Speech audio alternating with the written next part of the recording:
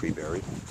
And again, just reviewing the coins I just went over, the penny wound up being at about 4 o'clock is when it discriminated out on this machine. The nickel went out just past the nickel indicator on this machine, mark on this machine, and the dime and quarter both went out. Well, they didn't go out actually. I maxed out the discrimination and they were still solid. So I'm going to roll this back now to where it was, that line right between nickel and iron, the middle 9. It's about at 11 o'clock position. And I got 3 more targets here. These are all pieces of gold jewelry that I have. The first one that we're going to look at is a small gold ring. And I want to show you what happens when I discriminate this as well. So I'm going to start rotating my discrimination knob here. And boy, that disappears quick. Go back up again. Now, I basically came off the line that I had, and this target's gone before the nickel mark. So I didn't have to move this too far. Nice, good signal, and it's gone. That's great. So I know that it's not a coin, and for all intents and purposes, it's got to be jewelry or something else.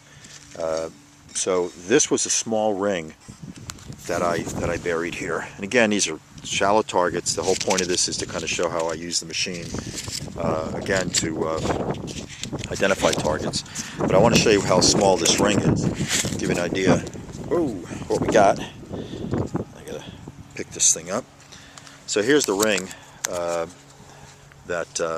this is a gal's ring, but just to show you what this was picking up. This is not that big. Nice little piece of jewelry. It's got a nice stone. I'd love to find that in one of these areas or somewhere. And again, I was only a couple inches down, but that's a great little find. So once again, this hit before I even got to nickel. This little small gold ring discriminated out before nickel, and I know that. So moving forward now, again, I'm on the hunt for gold and jewelry and coins, and with this machine we'll get them. Now the next item I buried is a man's wedding band. Actually, it's mine, and it's a little bit larger. It's got more gold. By the way, these are all 18 karat items. They're nice pieces of jewelry. So there's the target. And what I'm going to do again, start rotating the discrimination knob slowly. See where this thing discriminates out. And it's gone. Back. Slide it up, it's gone. Now this particular ring, this is an 18 karat man's ring. This discriminated out. So I can rotate this a bit so you can get a better sense as to where I am. If you can see the discrimination knob, I'm just past pull tab, and I got myself an 18 karat man's ring here in this little test site. That's important to know, because a lot of times, we're out to eliminate pull tabs, and if you had set your MXT or your DFX to notch out pull tabs, there's a good chance that you would have notched out a ring. And again, this is 18 karat. It's a standard men's wedding ring. Nothing particularly fancy. But the whole point of the exercise is to show you, with all these great machines out there, with all their notching capabilities and all the power they offer, they're great. Don't get me wrong, they're absolutely great. But if you're notching out tabs, you just notched out potentially a man's ring. And that would have been a sorry loss. If I'm coming in behind you and you just notch that out, I'm going to find it. With this little puppy, I'm going to find it. I love this little detector. Now this next target is a very, very, very small piece of jewelry. And it's buried about 2 inches down. Let me get my camera back on here. It's buried a couple inches down, and most detectors won't even pick this up. This machine, by the way, is not super tuned. You can do that with this machine. I haven't. This is just how I normally use it.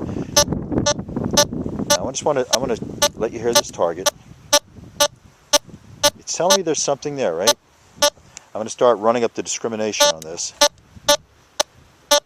and see where we lose the signal. Okay. This is very similar to that first ring that I discriminated out. I lost this as I did with that ring before the nickel, right before the nickel setting on this detector. And again, I'm going to show you how small this is. This is a very, very small piece of jewelry, and most of your metal detectors, I'm going to be honest with you, and I know because I tried it, are not even going to pick this up. I'm probably 3 inches above this item right now, maybe 4, and I'm getting a beep on this. Keep in mind, this is a $420 metal detector. It's built solid. It operates wonderfully. Here's that item now. Now this is a small child's gold earring. I'm going to pull this out for a second because I want you to see this. It's pretty tiny. Okay, so here's what this metal detector picked up. I don't know if you can see that. That is a thin, very thin piece of gold jewelry. Very small. And you know, this is 14 karat. Most metal detectors are not going to pick this up if this is any more than a half an inch, maybe an inch at best from some of the high-end metal detectors. They're not going to sense this. This little Vaquero was able to pick this little piece of gold up, and this is really small. This is a child's gold pierced earring. Really tiny. So I guess the whole point of this exercise was to kind of show you how I, look for my targets with my Vaquero. Again, this is just an incredible machine. It is certainly one of my favorites. I love coming out here with this thing. I love using it. It's simple, it's fast, it's easy. Again, for most of the time when I run this, because I'm interested in gold and jewelry, I'm going to set my discriminator.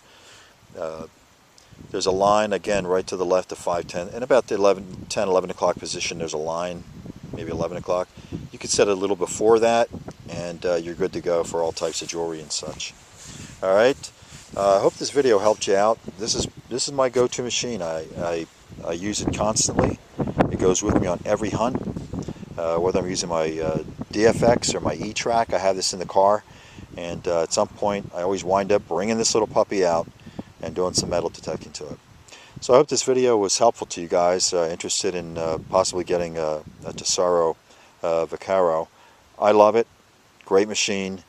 Hope you guys have a great day. Winter's coming up. We're not going to be able to get out here much here in central New Jersey with the weather turning and the cold coming. But anyway, hope you all have a great holiday. We'll talk to you soon. Talk to you soon. 53Silver here signing off. Thanks.